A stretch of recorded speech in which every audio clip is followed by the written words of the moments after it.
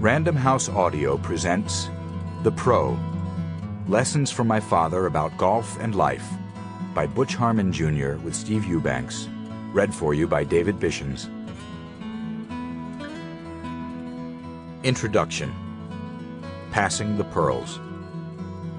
I don't remember the first time I heard it, that booming voice erupting from the barrel-chested, bigger-than-life man who dominated my life.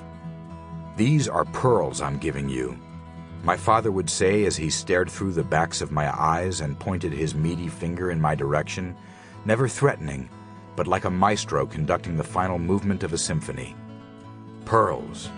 Not everybody gets these. Pay attention. We were standing on the driving range at Wingfoot, the 36-hole golf club in Mamaroneck, New York, 25 minutes from the city and one of the greatest championship golf clubs in the world, host of the 1929, 1959, 1974, and 2006 U.S. Opens, the 1957 U.S. Women's Open, the 1997 PGA Championship, and the 2004 U.S. Amateur Championship. My father, the man passing the pearls to his sons that afternoon, was the pro. Today's pearl? Practice. You don't practice a golf swing. You practice golf shots, he said, the finger waving as the symphony reached a crescendo. You can stand out here all day working on this position or that, but if you aren't working on golf shots, you're wasting your time. I don't work on anything I'm not going to need on the back nine on a Sunday. At that stage in my life, I didn't say blah, blah, blah out loud, because I knew it would have earned me swift and well-deserved corrective measures, but I wasn't listening either. Like most sons, particularly those like me who were bestowed with their father's names, there were many years when I found my dad to be an irrepressible bore, a know-it-all who had me rolling my eyes and yawning during his predictable, well-trodden speeches. What I didn't realize that afternoon was just how prophetic and wise my father's words were and how often I would use them later on in life. Purpose. Purpose, he said, punching each word with the finger. If you aren't out here practicing with a purpose, you might as well be playing beanbag. Everything you do out here has to be for a reason. If you're going through the motions, go do something else, because you're wasting your time and taking up a spot on the range that somebody else, somebody serious, could be using. At this point, I gazed down the first fairway at a group who had just teed off, my mind a million miles away from the message, the pearl, being laid out for me. Every shot must be played for a reason, my father continued, even though I knew he could see that he had lost me.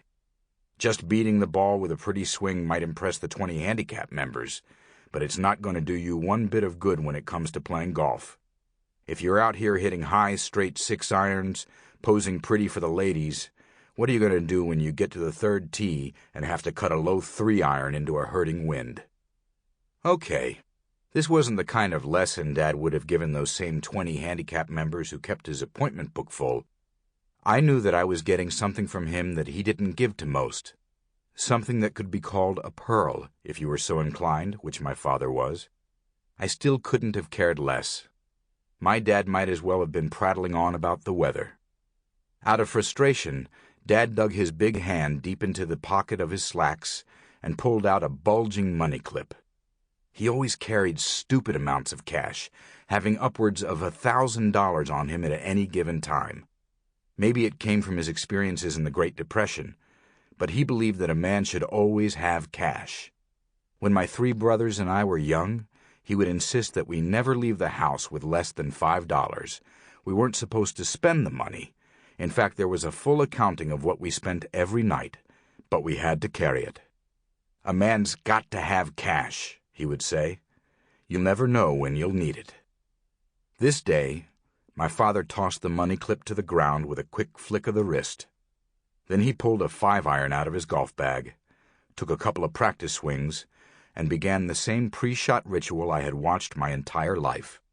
I'd seen it millions of times on the range, thousands of times during rounds where I either followed him or carried his golf bag, and during dozens of professional tournaments where I had walked side by side with my father as he competed against the likes of Ben Hogan, Byron Nelson, and Sam Snead.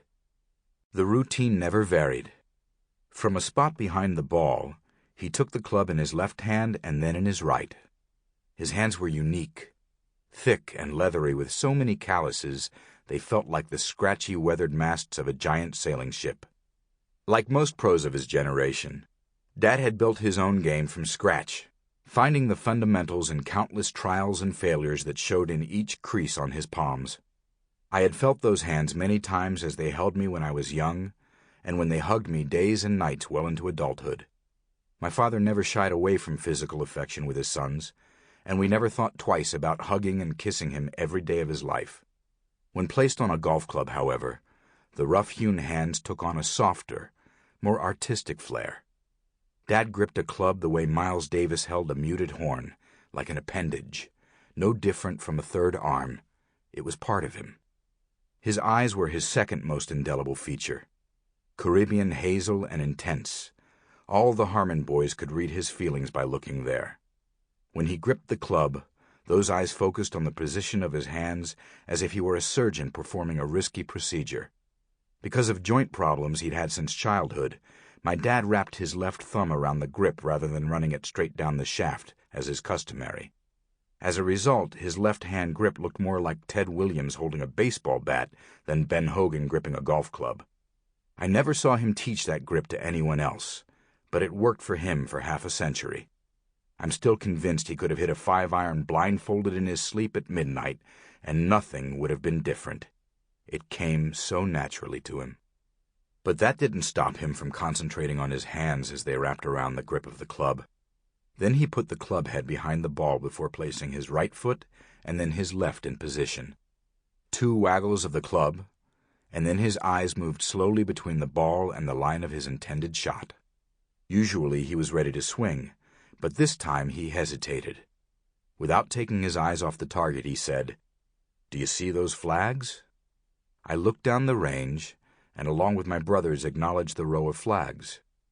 "If I hit one shot left of those flags, you boys can split everything in that money clip." With that, he swung the club, and the ball flew from the ground with a crisp click. It sailed up into the deep blue sky on a perfect line and a perfect trajectory, over the first flag, then the second, until it reached its apex. Then it drifted ever so slightly, falling 5 yards right of the third flag in the line. A few seconds later, another shot flew on exactly the same path, then a third, then a fourth, a fifth, and a sixth. At the time, I didn't fully see the pearl my father had passed along to me that afternoon. But the one thing I knew for certain was that we Harmon brothers were more likely to be abducted by aliens than get a dime of the money in that clip.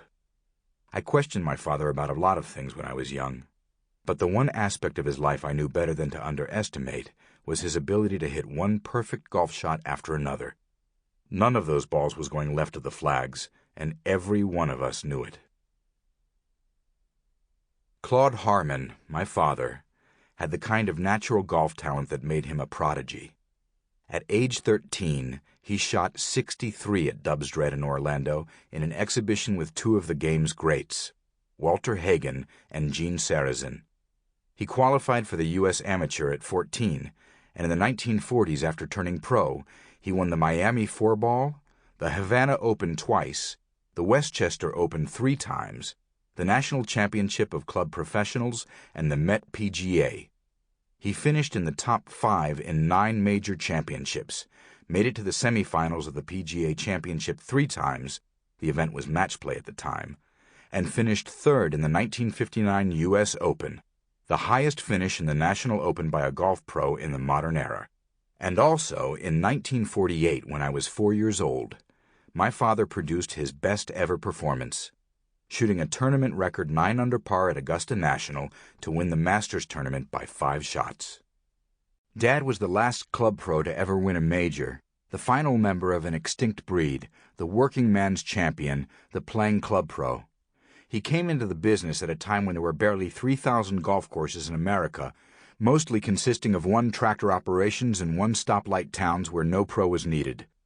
Today there are more than 16,000 golf facilities and more than 60,000 men and women who call. Sample complete. Ready to continue?